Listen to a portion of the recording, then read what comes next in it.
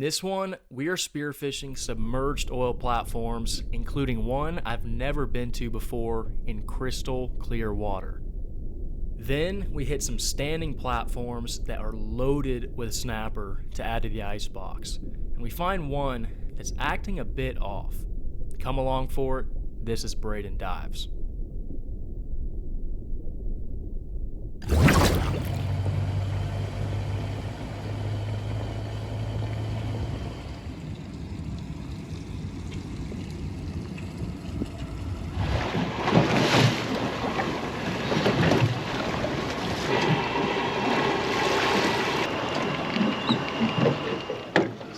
There you go. Just slowly drop it all the way down.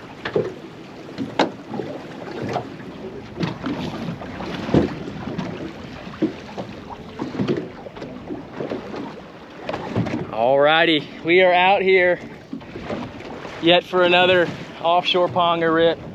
Just spot locked. We are over a really cool area of laid over and cut off oil platforms. We got Paxton. Woo, what He's up? gonna be my dive buddy today. Heck yeah, baby. Ideally, we were gonna have 3 guys. 1 for the boat, 2 guys in the water. But the guy I had for the boat fell asleep on me. So it's just us, which is not ideal, but for safety and just for ease of diving, I have 75-foot float line connected to a 100-foot float line to a buoy back there. That way, say if the trolling motor dies later in the day, we should be able to get on the float line. Also, we're not gonna let go of the float line. When one guy's diving, someone's always gonna have a hand on the float line, which is on the boat. So, should be safe that way. We're about to get suited up, get all the gear here. Water is crystal clear. I also made a little Jimmy rig flasher last night. That is down there. So yeah, we will see what happens. Stay tuned, we'll see you in the water.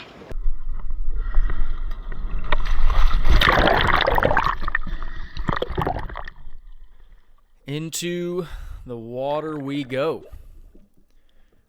Right away, I clip off the big lens camera to the float line. So we have that ready to rock. And I'm eyeing the flasher down here. I see some mangrove snapper suspending up around it, as well as a bunch of barracudas, which I see on my first drop to scope the spot out here.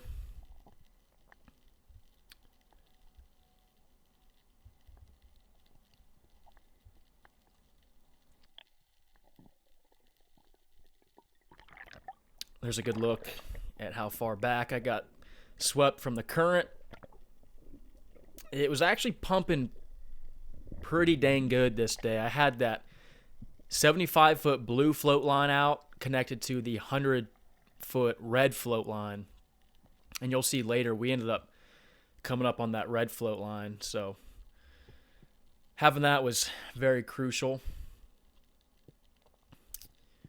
But here is my second dive. First drop was more of a flyover. This one I go a little bit farther down, right above the murk to check things out. Post up here, and it is dead. Other than these barracuda and mangroves here and there, there's not anything going on, at least up in the clear.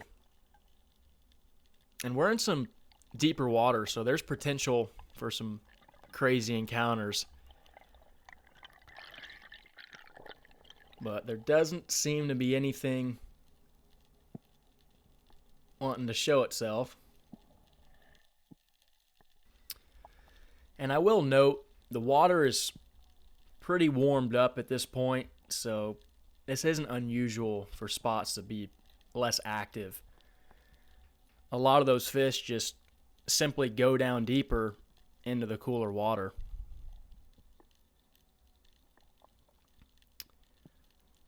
Where we can't see them in that murk or just get to them necessarily.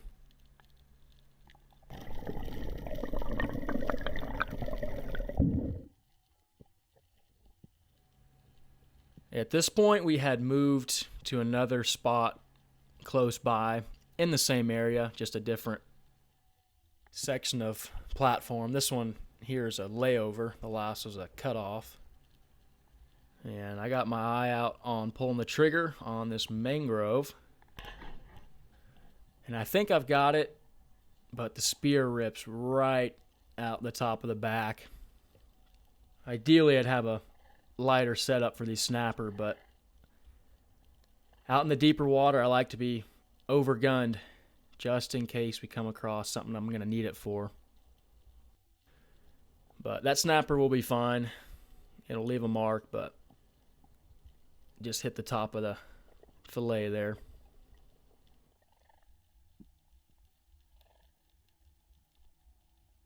And here you can see I'm scoping out down deeper.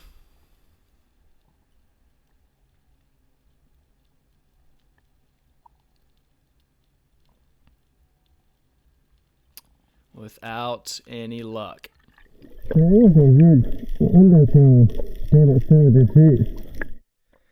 Got pretty chilly down there.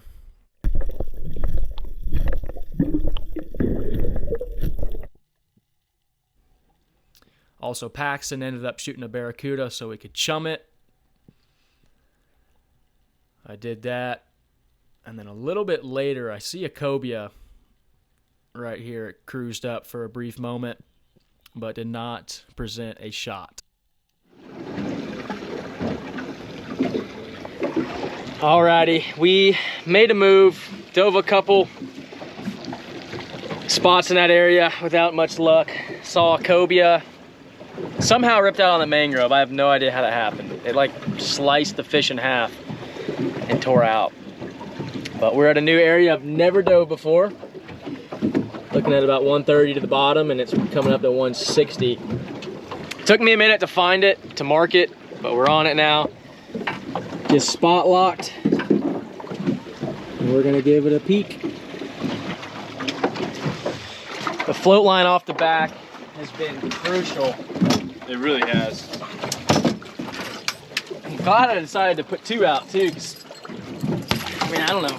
A lot of the dives we came up from, we were on the red float line. Oh, that's yeah. 100 foot back behind the boat. Yeah, no, it takes you a good like 5 minutes just to like crawl up the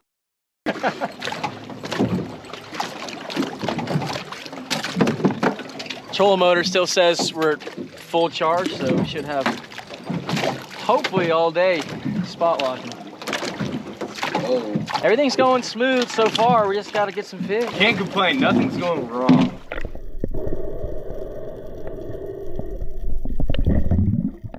First drop at this new spot I'd never been to before, and it is crazy. This place is alive. That's wild. Cobia and kings and tarpon right off the get-go. Big mangroves. We're hopping back in the boat now to pull farther up current. We're on the bottom side of the structure. Good night. That is night and day difference. Way clear, deep blue. A lot of fish. that one cobia was good. He was cheaper. So we pulled up current. That way we can dive the structure better and work more of it using that float line. And here I have this cobia swim up, but it looks just a bit small. Got some bonnethead sharks cruising down beneath, and then over here there's a bunch of mangroves. It's crazy how much of a difference two spots can be as far as the life that's out and about.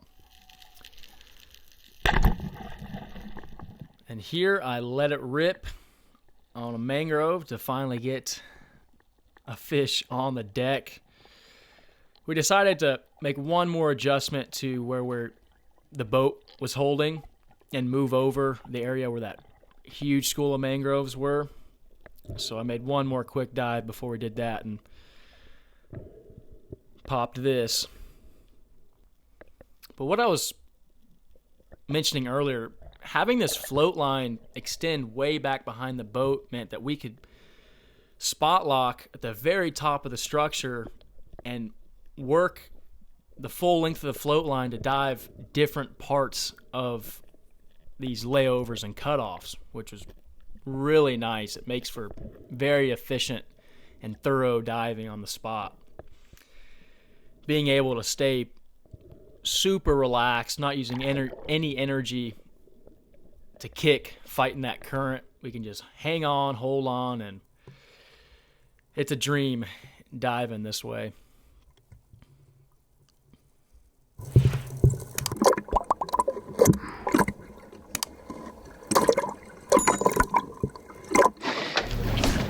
Finally got us one. Good one, too.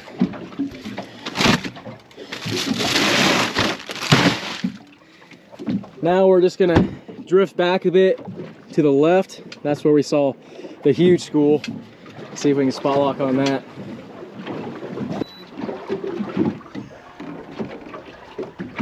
Paxton said we are on the money now. That right there is a game changer.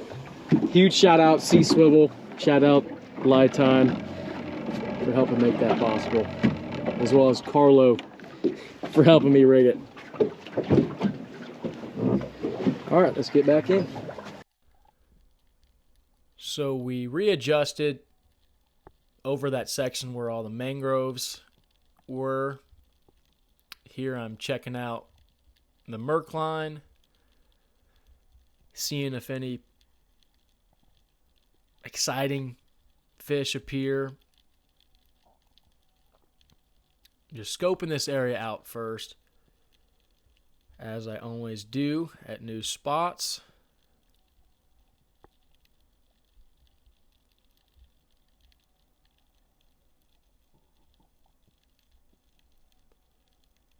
Got a tarpon over there. And as I make my way up on the outside, we've got kingfish passing way out there. 253, 34 hot. Same thing once again. You never know what might pop up out of that Merc, so I like to make a handful of dives and try and get some hang time down there to see if anything will happen.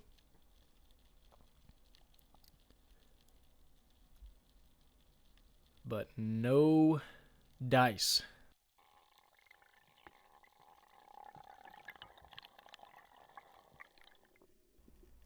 Paxton shoots a mangrove here.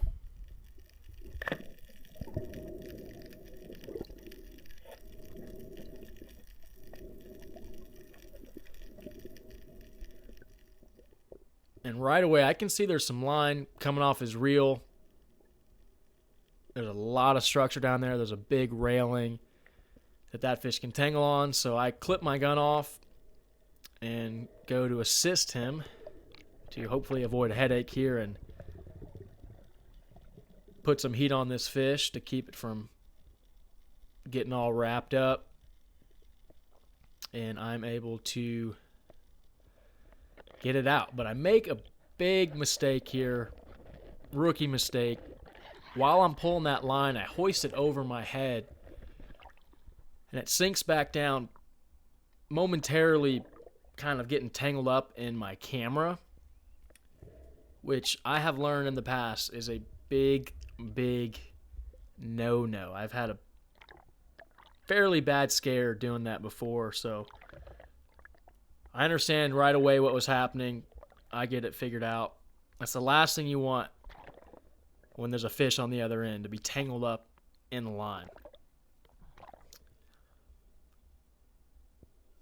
So, quick action there, got it sorted, and we get this fish up and At that, we actually decide to switch gears and move in shallower, where it's going to be a lot less work for the snapper.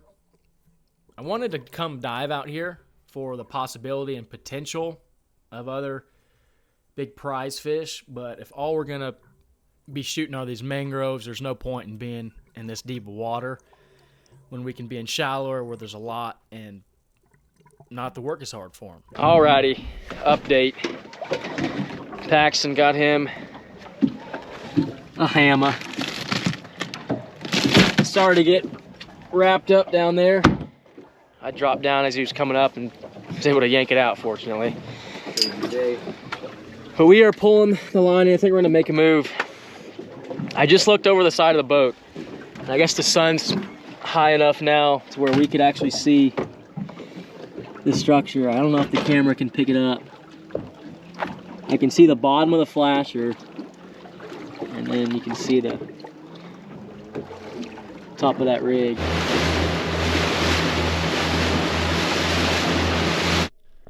So we are at the rigs now, and we are out for the meats.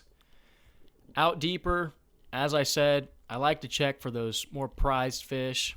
We'll pick off meat fish here and there throughout. As you saw, we shot a handful of mangroves, but now we are on the hunt strictly for the snapper. So I'm dropping down here. Paxton went down first. He saw a big red snapper he told me about. So I've got my eye out for that. You can see we've got a ton of mangrove snapper.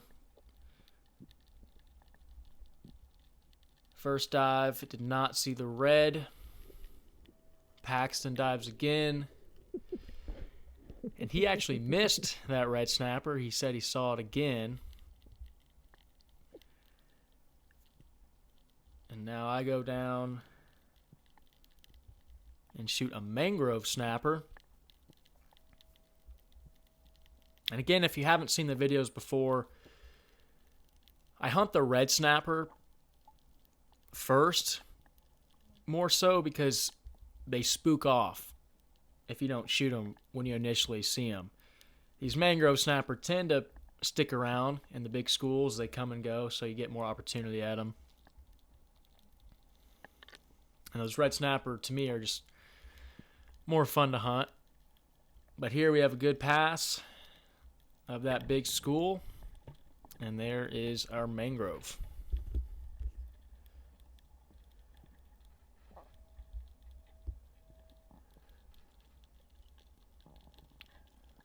Once again, we've got beautiful visibility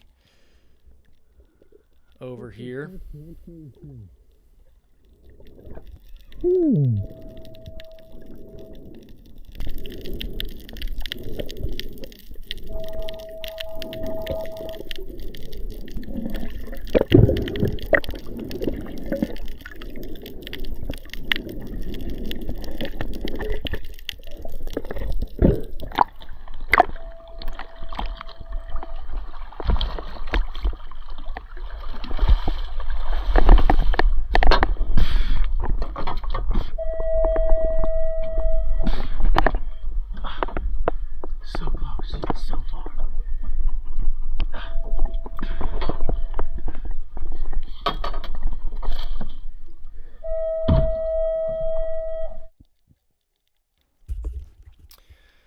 Gutted that snapper there to get a bit of chum and to help with the meat quality. We've kind of slowed the pace down now that we're in here shallower, just looking for snapper. So I took the extra minute to do that. And here I go down and spot this red snapper, and I shoot right over the back, but it's acting really weird. It barely reacts, as you can see, and didn't even spook. It stuck around and just was sitting there, which I thought was really odd. Can't believe I missed that. I was not on with the aim this day, as you will see. After the trip, I checked my flopper on this gun, and that might have been what was throwing me off. I was shooting high, and I made an adjustment to that flopper later, but I don't know. Regardless, I was not on my A game as far as shooting. And listen to this.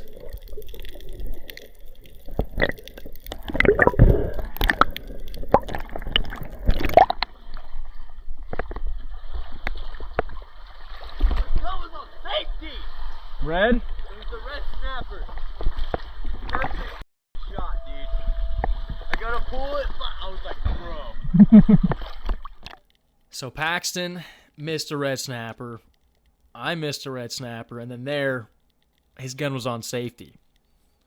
So, getting a bit ridiculous, and it's even crazier because earlier in the day, Paxton had probably shot 3 or 4 times at fish and shot over them. So, was not sure what was going on. The aim was not on. But I get reset and go back in for another go.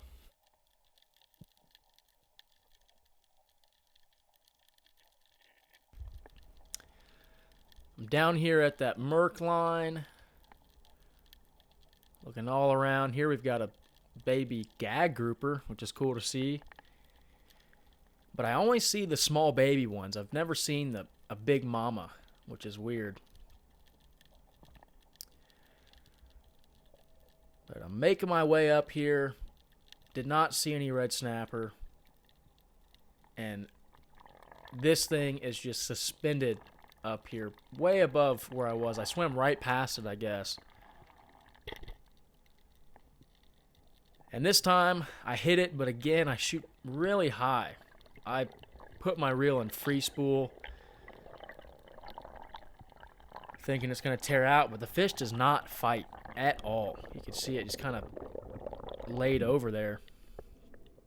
And I pull it straight up. This was very, very odd. This was the same fish that we shot at twice.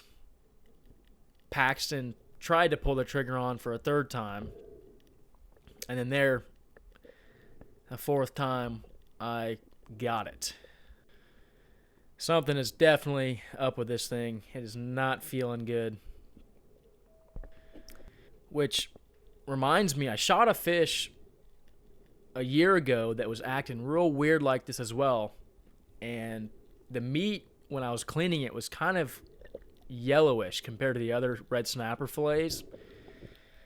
And when I cleaned this fish, I noticed something was different about the fillets as well. It wasn't quite yellowish like before, but it didn't look the same. So decided to err on the side of caution and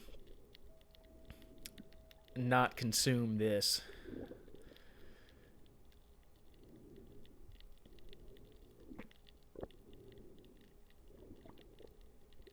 But a big snapper nonetheless. And I explain here in a second what I think was going on. Not sure what caused it, but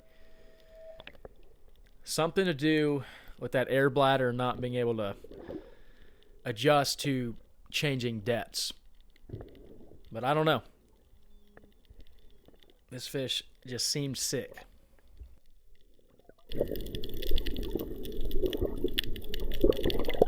You want to know something crazy? Huh. I shot at him earlier and I missed too. Dude, he's been taunting This us has been the whole time. this has been the stupidest snapper I've ever seen. I think he might be sick. He's very docile. Didn't even fight. Made a terrible shot on him. Damn near missed him again. Yeah, I know.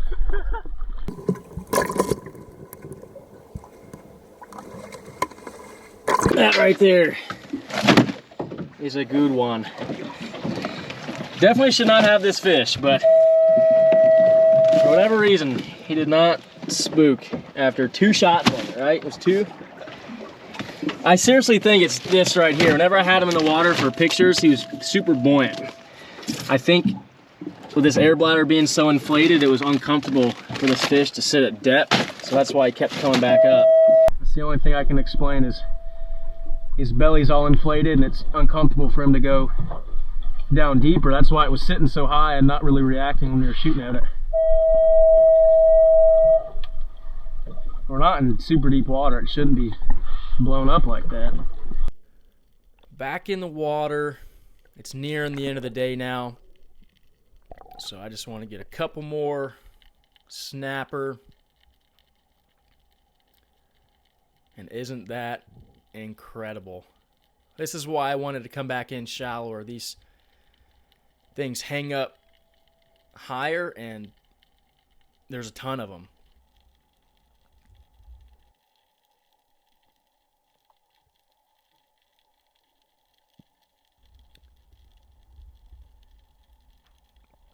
So first dive, just checking it all out, seeing what all is going on. And Paxton gets him one. You can see that shot's high. I don't know what was happening today.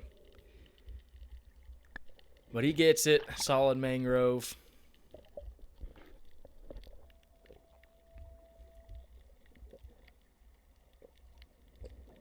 And I get breathed up for one more dive before we wrap it up here.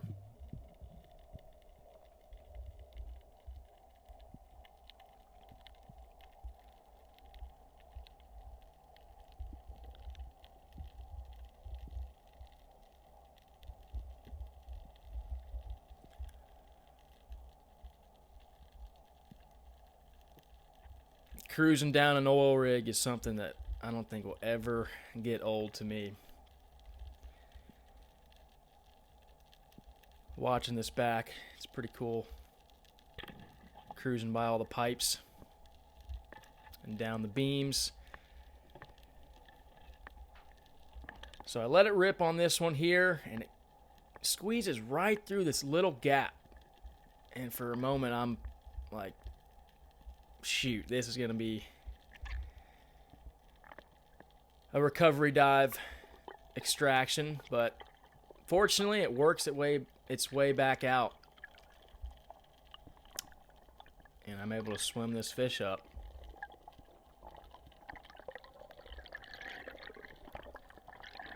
You're still diving fairly deep for these fish, but you can see there's a lot of them, and it is easier than out at the layovers and cutoffs.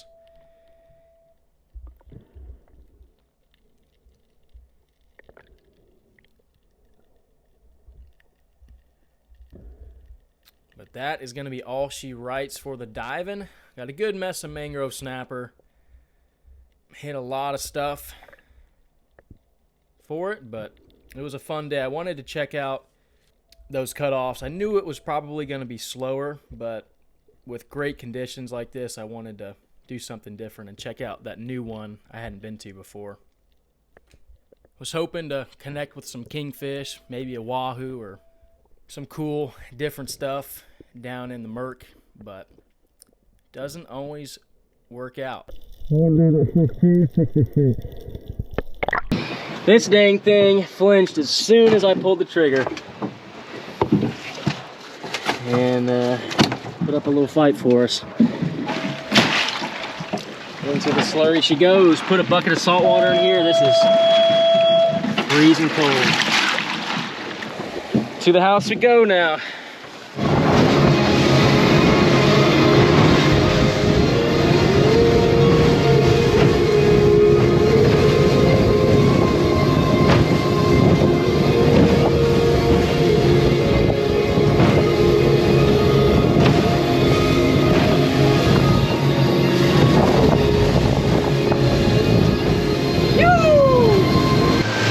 We made it.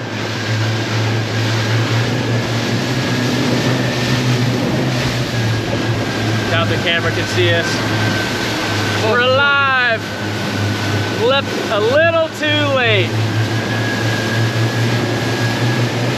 Got to go through some nice chop and get soaking wet on the way back, but we made it.